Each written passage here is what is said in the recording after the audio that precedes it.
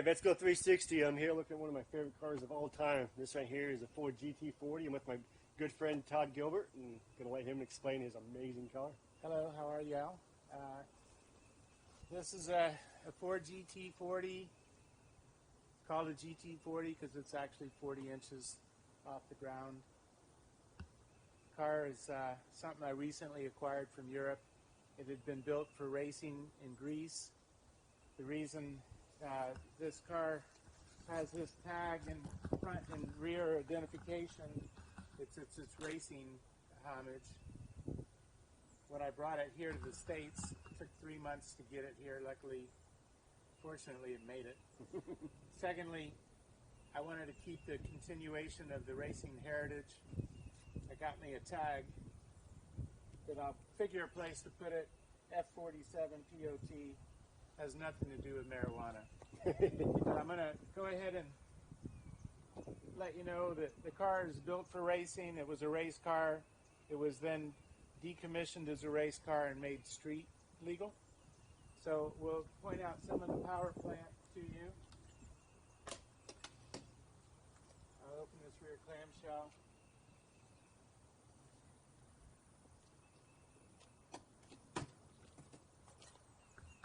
Pass that open. Just takes a second. Yeah.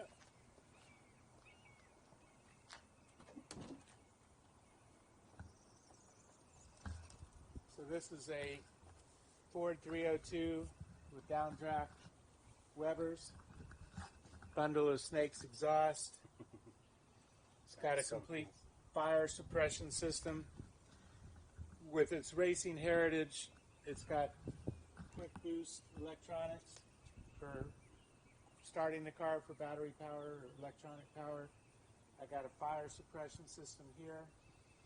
This is a cutoff switch. There's one inside and outside, both fire suppression and cutoff power.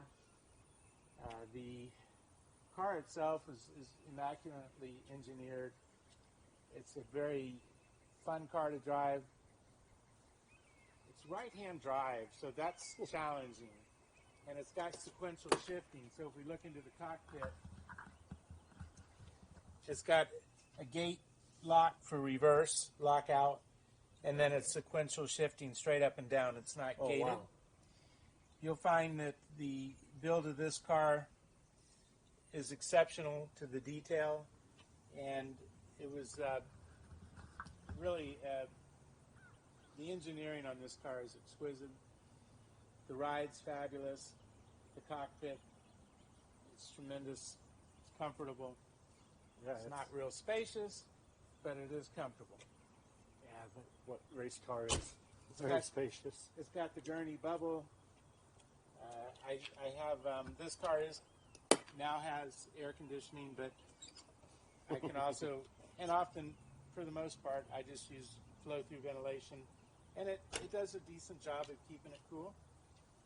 It's only March. Check back with me in May. Probably will see me with AC when I drive it. It's got two fuel tanks. I can alternately switch from one to the other with toggle switches. They pretty much thought of everything in here. There's not much that I see that can be done. The front is as beautiful as the rear. I won't take the time to open that up. It takes a little more effort. But we'll go ahead and I'll shut this up and we'll take it for a little ride. You get the chance to hear it. And one of the things you got to do with these cars is make sure everything's buckled up. And sort of like a pre-flight routine. You don't want to take off without your clamshell properly fastened and buckled. Oh, for sure. I'm just going to do a little walk around to the front here. Sure. Yeah, that's beautiful. Yeah, it's a Absolutely very, beautiful. very fun car. It's a beautiful car. Oh, it is. It's amazing how low. You know, Yeah, at 40 inches, you know, you don't realize how. Well, you think that the car's not that small until you see it next to like my Ford GT, the 2006 Heritage. And smaller overall, and it almost makes the Heritage look Big. significantly like a larger car. So, get this party started. Yeah, sure. Yeah, the motor directly behind it, just beautiful. Love how It's a fun car. I mean, we've talked before. This isn't our first video, but so I'll turn on my inside power. And give it. You hear the fuel pump, and we're all set. Check my mirrors. Everything looks good.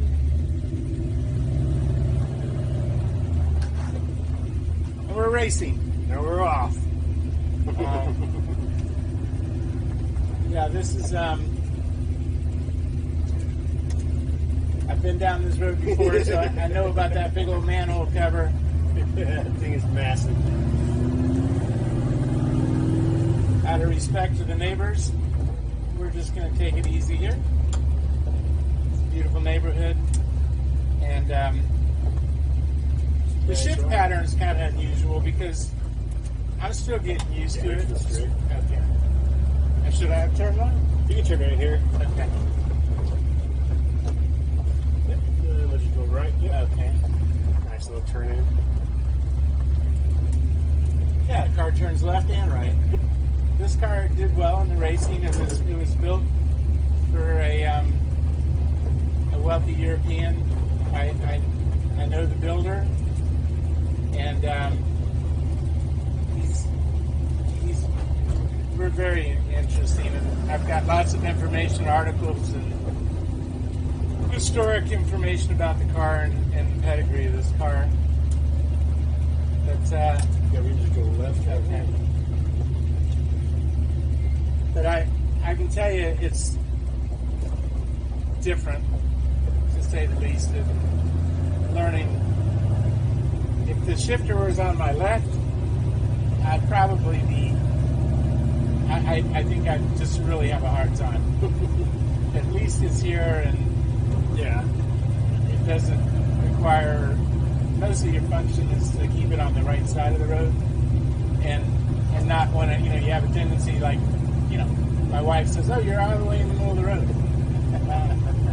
It's weird because oncoming traffic comes at you, obviously, from much different.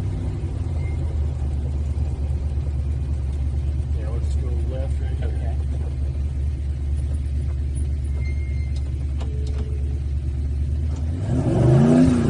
Oops, sorry. No, you're totally fine. I'm trying to get it into the.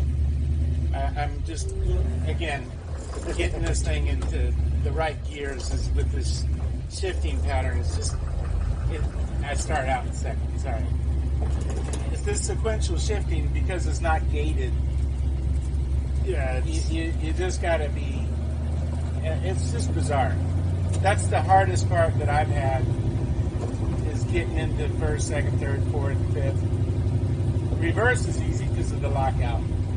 But knowing if you're starting in first or second, that's just, still I'm just learning. Oh yeah, this is an awesome car to learn in. So it is fun. You notice fuel tanks. I can toggle from one to the other. If I burn down one, I flip to the other.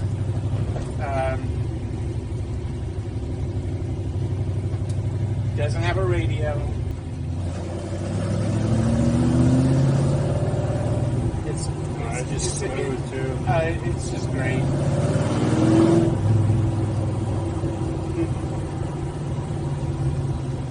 Yeah, this is. As I say, this is always one of my favorite cars of all time. Growing up, hearing always about the Ford GTs and how they performed against the Ferraris. Yeah, I got a horn. I don't know what that button does. Hey, it sounds like a Ferrari horn to me. Yeah. Yeah. Well, it was made in Europe, so.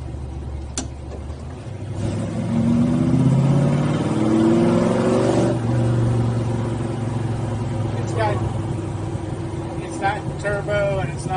supercharged, but it's got a really good base of horsepower, and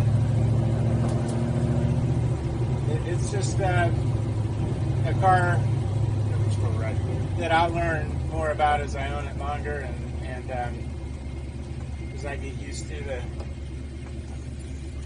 the little subtleties of it.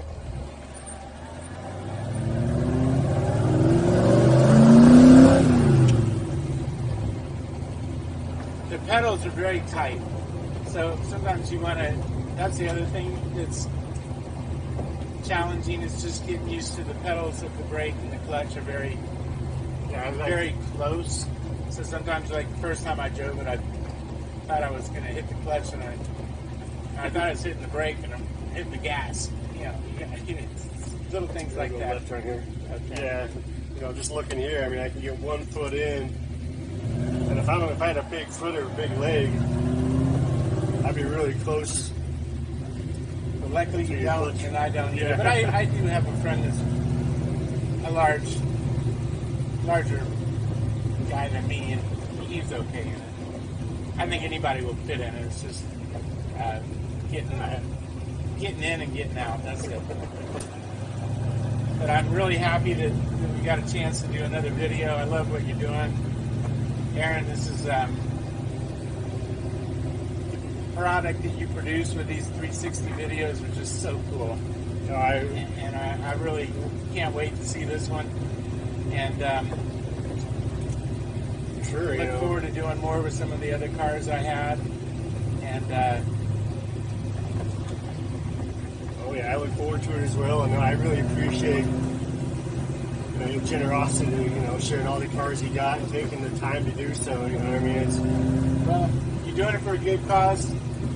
All those vets, you guys that are watching, thanks for your service. Really, we wouldn't be here without you. And it's great. We have people like you that are out there doing things for people like us. Oh yeah, for sure. And again, thanks again, Todd, and look forward to the next one. All right. Thank you.